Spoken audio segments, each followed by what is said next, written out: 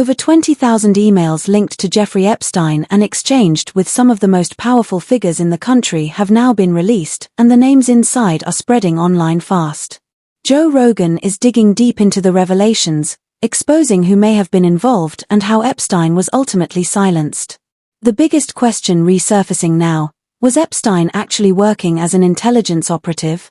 And if so, who was he really serving? Out of all the information that's getting disclosed, supposedly this administration, what do you have the least faith that we're going to come to Epstein, a conclusion? for sure. Epstein. And I think it's because of Israel. I think that because when you really dig into Epstein, his entire network was Israel. It was clearly. Like Ehud Barak was the ex-prime minister and the ex-head of Israeli intelligence. Leslie Wexner was one of the most powerful pro-Israeli philanthropists. The whole organization was Israel. So and I'm not saying it was all of Israel. It was all an intelligence gathering, and it was targeting Americans. It was targeting American officials and the American president. Right. And the CIA does have interest in those targets too. Elements in the CIA does.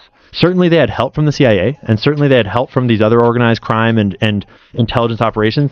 But you don't, so for example, Dan Bongino, the new, deputy director of the FBI, he recently had this clip that went all around where he said on camera that he had a source that he trusted deeply. And he's an informed guy. He was at a Fox News interview, and the source told him that Epstein was working for an intelligence agency in the Middle East. And I don't know which one, but someone in the Middle East.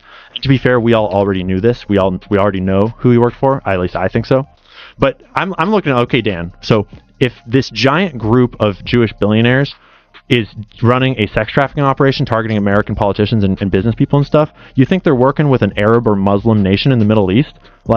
You think that Leslie Wexner is devoting his entire life to philanthropies on behalf of Israel, but then he's going to work for Saudi Arabia when he's doing this trafficking? Jeffrey Epstein maintained connections with some of the world's most influential figures, including Bill Gates, Peter Thiel, Bill Clinton, and, according to several emails, even Donald Trump.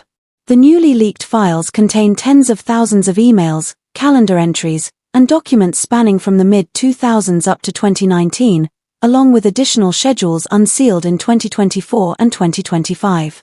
These records reveal Epstein constantly organizing meetings, private dinners, and introductions with billionaires, former presidents, tech founders, lawyers, academics, members of the royal family, and major media personalities. One of the most staggering details: Trump's name appears nearly 16,000 times. Democrats released those emails obtained from the Epstein estate, showing the convicted sex offender discussing Trump and seeming to suggest he had information he never shared. In a 2011 exchange with his co-conspirator Ghislaine Maxwell, Epstein writing the, quote, "dog that hasn't barked is Trump," adding one of his victims spent hours with Trump at Epstein's home, but that Trump had never once been mentioned. Maxwell replying, "I have been thinking about that." House Republicans in the White House identifying the victim as Virginia Giuffre, who once worked at Trump's spa at Mar-a-Lago. Giuffre said she never saw Trump do anything inappropriate. She died by suicide earlier this year. In a 2018 text exchange, someone whose name is redacted wrote to Epstein, "It will all blow over. They're really just trying to take down Trump and doing whatever they can to do that." The context of the message is unclear, but Epstein responding, "It's wild because I am the one able to take him down." Trump and Epstein were friends for more than a decade. Have you socialized with him? Yes. Yes? Yes, sir.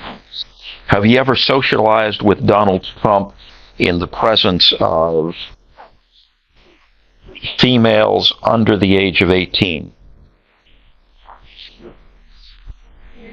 Though I'd like to answer that question, at least today, I'm going to have to adjust my feet. It's the 14th Amendment right, sir. After Epstein's arrest in 2019, Trump said he hadn't spoken to him in 15 years. He insists he broke off the friendship when he learned Epstein and Maxwell were luring away young female staffers who worked at Mar-a-Lago. He stole people that worked for me. I said, "Don't ever do that again." He did it again, and I threw him out of the place. Persona non grata. I threw him out, and that was it. In a 2019 email to author Michael Wolff, Epstein writing, "Trump said he asked me to resign. Never a member ever." Of course, he knew about the girls, as he asked Ghislaine to stop. The circumstances surrounding Epstein's death remain hard for many people to overlook. How does someone connected to world leaders, billionaires, and former presidents suddenly die in custody just before a major trial? Adding to the confusion, reports say several cameras near his cell malfunctioned at the same time and the guards assigned to monitor him were absent. For many, the timing feels far too coincidental, raising even more questions about what really happened. If I had to guess, there's too much circumstantial evidence that leads me to believe that it was an assassination. You know, I know a lot of people think that he committed, a lot of very smart people that I know think he committed suicide. I'm like, there's too many convenient things. The cut wires, the security cameras rather, not working. They weren't cut, right? They just stopped. They didn't function. Security cameras didn't function. The fact that he had shared a cell with this giant former cop who was a murderer, who had multiple people, just giant roided up cop. This is a cellmate. Like, if you wanted to get somebody, hey, look, bro, extra Twinkies, take this guy out. Like, it wouldn't be hard. He's already killed a bunch of people. He was a drug dealer. You ever see the guy? You ever see the guy who was his cellmate? No, but it's like it's kind of hilarious. It's like when you were a freshman in college and they just put you with somebody, you know? Bro, if you wanted to get someone, you have a high profile witness, okay? High profile witness in the craziest trafficking conspiracy of all time, where a guy who may or may not have been an intelligence asset or an intelligence agent or whatever the fuck he was, for whatever country, this guy he's arrested for trafficking to elites, and then you put him in jail. Oh my God. With that guy. I thought that was the guy that fought Mike Tyson. Remember that dude who read that poem? Bro, you put him in jail with that guy. All you have to do is get that guy cigarettes and steroids. You tell him, I got you Marlboro Reds and Tren. I got you testosterone replacement for life, even though you're going to still be in jail. I got you some Marlboro and 4 men. 200. Dude, he was found guilty of 4 men, and they put him in a cell with Epstein. Look at the size of that savage. Big guy. Giant muscle-bound, steroided up dude, and they put him in a cell with Epstein, and Epstein got strangled. Well, I'm not Sherlock Holmes, but I think there might be a connection there. Epstein was probably trying to slurp him. I bet that dude was such a pervert. Well, if he didn't kill him, then somebody... I bet he was such a pervert. I think somebody... Retired Westchester cop charged with and cocaine deal after bodies dug up on his property. Bro, he buried them in his backyard. Yeah. That's a crazy motherfucker. Oh, that's a good gardener, dude. And as if things weren't already strange enough, the FBI continues to insist that Epstein didn't traffic anyone to anyone else. How does that make sense? Ghislaine Maxwell and Jeffrey Epstein operated one of the largest trafficking networks in the world, with hundreds of victims, yet somehow no one besides Epstein is considered involved. What about the billionaires who visited his island? What about the victims' testimonies? The official narrative leaves far more questions than answers. From Kentucky is recognized for 5 minutes. Thank you, Mr. Chairman. Director Patel, I watched some of your Senate hearing yesterday when Senator Kennedy asked you, you've seen most of the files, who, if anyone, did Epstein traffic these women to besides himself? You replied, according to the transcript, there is no credible information that he trafficked them to anyone else. According to victims who cooperated with the FBI in that investigation, these documents in FBI possession, your possession, detail at least 20 men, including Mr. Jess Staley, CEO of Barclays Bank, who Jeffrey Epstein trafficked victims to, victims including minors, such as Virginia Roberts Giuffre, may she rest in peace. That list also includes at least 19 other individuals, one Hollywood producer worth a few $100 million, one royal prince, one high-profile individual in the music industry, one very prominent banker, one high-profile government official, one high-profile former politician, one owner of a car company in Italy, one rock star, one magician, at least 6 billionaires, including a billionaire from Canada. We know these people exist in the FBI files, the files that you control. I don't know exactly who they are, but the FBI does. Have you launched any investigations into any of these people, and have you seen these 302 documents? Sir, I have asked my FBI agents to review the entirety of the Epstein files and bring forth any credible information, and we're working with Congress not only to divulge that information and produce it to you, but any investigations that arise from any credible investigation will be brought. There have been no new materials brought to me launching a new... Let's not forget that even before the leaked emails exposed who might have been involved, Figures like J.D. Vance, Kash Patel, and Dan Bongino were already pushing for the Epstein files to be made public. Seriously, we need to release the Epstein list. You say that the FBI has Epstein's list. They're sitting on it. Why is the FBI protecting the largest scale pederast in human history? Simple, because of who's on that list. You don't think that Bill Gates is lobbying Congress with night and day to prevent the disclosure of that list? Some governments around the world may have some material that's related to the Epstein thing. Bill Clinton was knee-deep in this, man. He was knee-deep. Yeah, you gotta release it. Now what? What changed? They literally campaigned on this. It was part of the platform of MAGA. Before he became the director of the FBI, Kash Patel regularly spoke out about Epstein and accused the government of hiding critical information. Yet now that he's the one in charge, he insists there's nothing to see here. Meanwhile, Ghislaine Maxwell is only now being interviewed nearly 6 years after Epstein's death. How do you go from demanding full transparency to suddenly defending the very system that keeps the truth sealed away? It feels less like Patel changed the system, and more like the system changed him. Epstein stuff is so crazy because when Kash Patel was on here, and he was like, there's nothing. And I was like, what are you talking about? Yeah. I didn't even know what to say. My thought was, and people are like, why didn't you push back more? My thought was like, I'm just going to put this out there and let the internet do its work. Because there's nothing I can... The guy's saying there's no tapes, there's no video. That doesn't make any sense. Everyone knows it doesn't make any sense.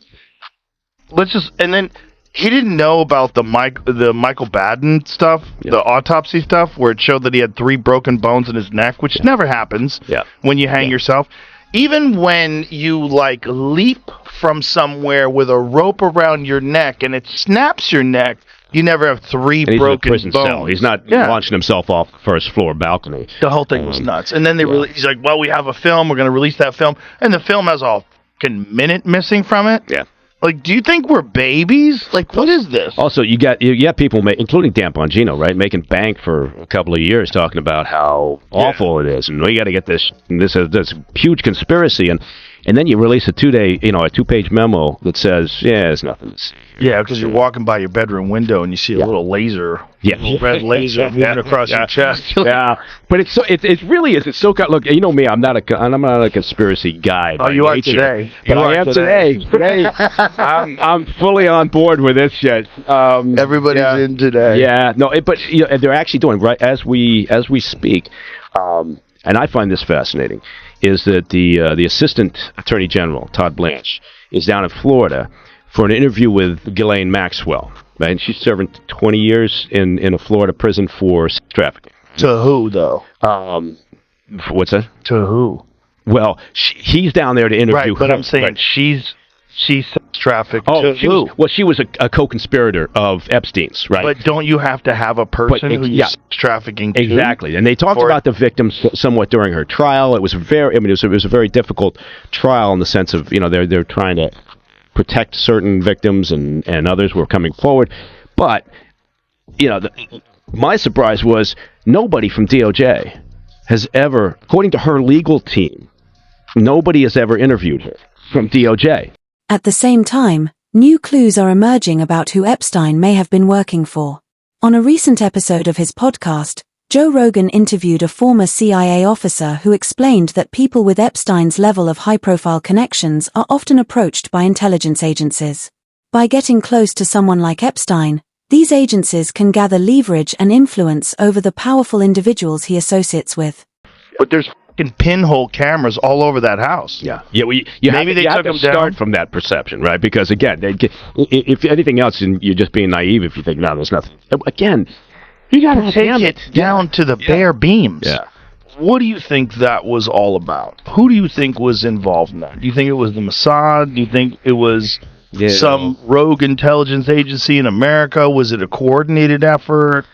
You know what? I know there's a lot of talk about, did he have some sort of intel connection? Right.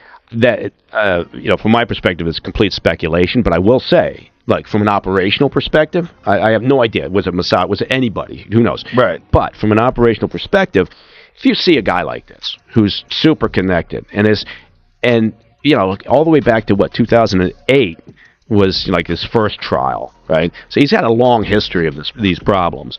But if you know that he's kind of engaged in a variety of things, as an example, if I'm Chinese intel, right, and I just read the goddamn entertainment news, and there's these rumors and allegations of high-level people flying off to his island, I'm going to think that's interesting, because potentially if I could get an access source there, if I can get somebody right inside that operation, whether it's Ghislaine Maxwell or whether it's Epstein himself, whether it's somebody who's just on the outskirts of it, maybe I'll start picking up some pretty interesting leverageable information on people that maybe I want to influence. Joe Rogan said what many people have been whispering for years, that Epstein may have been part of a blackmail operation and that his role was to gather intelligence on the powerful.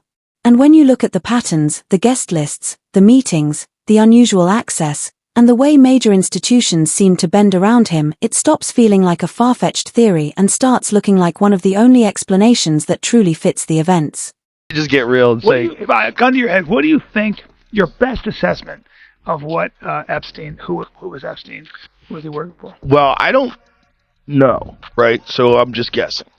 Everybody wants to say he was working for the Mossad. He very well could have been. He could have been working for the CIA. He could have been a guy who was on his own, but also working with them, right? Like a guy that they used, but they never fully endorsed. Like an asset? Yeah. Yeah. And a guy who could move money around. Right. He definitely... Good at laundering money. The moving money around stuff was very weird because he had money through no way that anybody could ever explain. Yeah. He had an enormous amount of money through no way that nobody could ever explain. Which, if you're state-funded, you're funded by Israel, and Israel's funded by America, and, there's also NGOs and nonprofits, and there's ways to move money around where you can give this guy money. Yeah. So he was like... Weinstein, who is an economist, right? Weinstein's a legitimate mathematician. Eric? Yeah. So when Eric met him, his first inclination was he was a fraud. He's a construct. Yeah, a construct. And did he tell you the whole story about the girl sitting on his lap? Yep. So he was obviously nerd fishing. He was fishing for nerds. And I think he caught a lot of nerds in that net. There's a lot of those guys that wound up going to that island. They probably thought, this is great. We get to party. Nothing's free. And they probably felt like they were rock stars because they get to hang out with the intellectual elite on an island with a guy who's just a billionaire philanthropist who's eccentric, who just loves women. He's a professed bachelor. And it all seemed too good to be true. So true. Because it was. Yeah. So I think he was an asset, whether or not it was for the Mossad strictly, or Israel strictly, or the United States strictly, whether it was a CIA thing, whatever, I don't know. But I think it was probably part of a blackmail compromise effort. The overlap between government interests and Epstein's world is getting harder for the public to ignore. And any time someone tries to pull back the curtain, the backlash arrives instantly. Marjorie Taylor Greene found that out firsthand. She was labeled a traitor the moment she pushed for the Epstein files to be released. Greene says her goal is to expose a network of wealthy, powerful elites, and she's even vowed to take the House floor and read the names in the documents aloud if she ever gets the opportunity. She's also publicly aligned herself with Epstein's survivors, calling them patriots and insisting that no one in power should be shielding abusers. Questioned who and what country is putting so much pressure on Trump to keep the Epstein files hidden. And you included a picture about donations from pro-Israel lobbying group AIPAC. What are you trying to say there? Well, I think it's the question that many Americans are asking, especially when we saw information recently come out in these emails that the Oversight Committee that I serve on has released. And we saw Jeffrey Epstein with ties to Ehud Barak. We saw him making business deals with them, also business deals that involved the Israeli government, and seems to have led into their intel agencies. And I think the right question is to ask is, was Jeffrey Epstein working for Israel? And I'm proud to say I don't take money from AIPAC. I don't take money from any special group of people. I'm just representing my district and the American people, and so that's what I was referring to. I just want to be clear. Are you saying Israel is pushing the President of the United States to cover up the Epstein files? And what evidence do you have that is No, I simply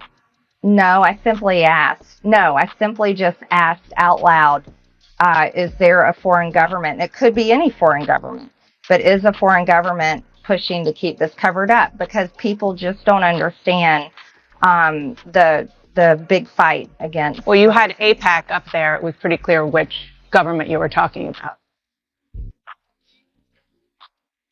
That I'm questioning that government in particular and questioning any other foreign government.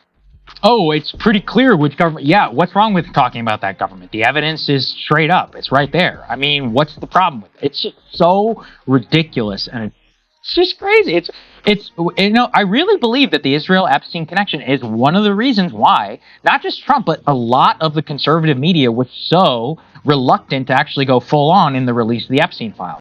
Speaking of people who claimed not to know what was happening, billionaire Peter Thiel recently admitted he was friends with Epstein, but insists he had no idea about any of the criminal behavior. At this point, it almost sounds unbelievable. Epstein's entire reputation revolved around shady dealings and disturbing allegations. How could anyone in his circle truly not know? See that Elon Musk, Peter Thiel, who's currently on a tour talking about the Antichrist everywhere, and Steve Bannon were all listed in this. You know what the craziest is? I saw this clip from Joe Rogan recently. I forget exactly what I was watching. I was watching someone on YouTube. Talk about Peter Thiel, and they unearthed a clip from fairly recent, maybe, where Peter Thiel went on Joe Rogan. Thiel was like, yeah, I knew Jeffrey Epstein. Like, I have connections to him. And Joe Rogan was like, oh yeah, before he was arrested, right? And Peter Thiel was like, no, I hung out with him after he was arrested and was like a known. I met Epstein a few times as well, and I think. How'd you get introduced? It was Reid Hoffman in Silicon Valley introduced us in 2014. But it was basically didn't ask enough questions about it. I think there were sort of a lot of things where it was fraudulent. I do think Epstein knew a lot about taxes. And you were introduced to him. How was he described to you? He was described as one of the smartest tax people in the world. And I probably was my moral weakness that I.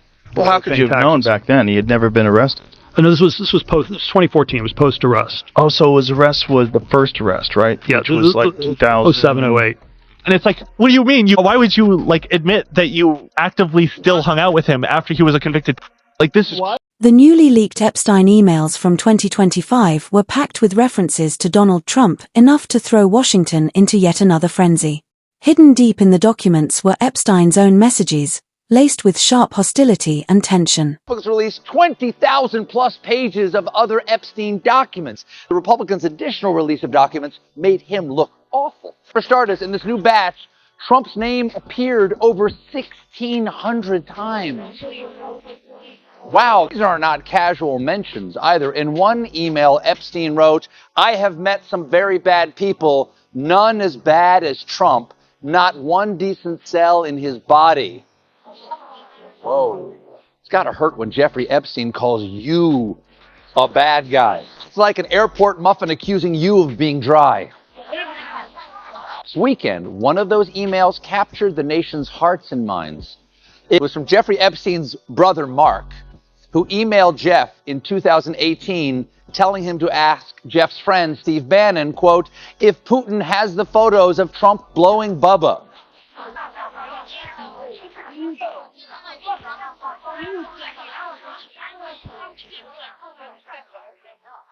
Okay.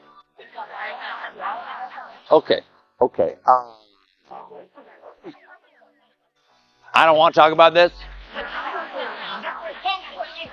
I mean, I try to be a good person. I taught Sunday school. We have standards at the Late Show, but we also have a self-imposed mandate to talk a lot about what a lot of people are talking about. And for the past few days, a lot of people have been talking about this email. Who is this lucky Bubba? Mark Epstein released a statement saying this email was, quote, part of a humorous private exchange between two brothers, and any attempt to conflate that reference with President Clinton misrepresents both the purpose and the tone of the original correspondence. Yeah. Because there's probably a lot like that. And Fuck yeah. those kind of honeypot operations, they let these freaks know, like, hey, you're going to be safe with me. Charlie will take care of everything. Look, Bill Clinton used to come here. Don't worry about it. Yeah, we're going to go to the That's a big endorsement. It's like presidents were here, so it must be a secure area. Exactly. I can get we down. are on the island with Bill. Yeah. This is fine. And all these girls show up, and you're like, Yeah. well, this is Christmas in July. Bill is really interested in string theory. He'd like to talk to you about string theory. So you're sitting down there having cocktails while Bill Clinton's getting a massage from some girl who's rubbing her tits against the back of his head while she's massaging you. Yeah. He's like, hey, that's really interesting. Hey, I'm kind of tired. I'm going to take a nap. Another thing about black holes. Yeah. And I think they all thought that it was this lovely exchange of powerful people and brilliant people. And then they were just getting dirt on all of them. Guys cheating on their wives. So what do you think? Are these files just the tip of the iceberg, or is there even more buried in the shadows? Share your thoughts in the comments, because this conversation is far from over.